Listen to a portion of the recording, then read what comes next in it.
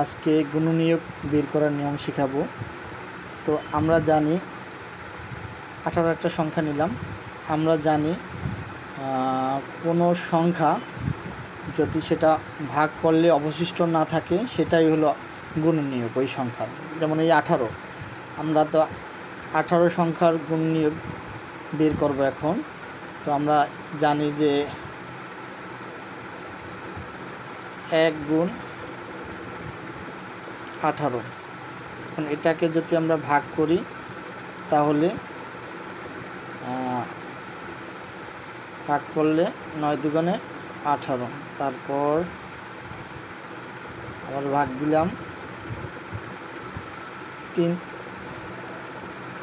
6 18। তো এটার এখন গুণনীয়ক রেজাল্ট 1 2, তারপর 3, তারপর এই 6 নেব, তারপর এই 9, তারপর এই 18, অবশিষ্ট কিছু নাই। তো 18 গুণনীয়ক এইগুলো, এটা হলো অ্যান্সার। ধন্যবাদ।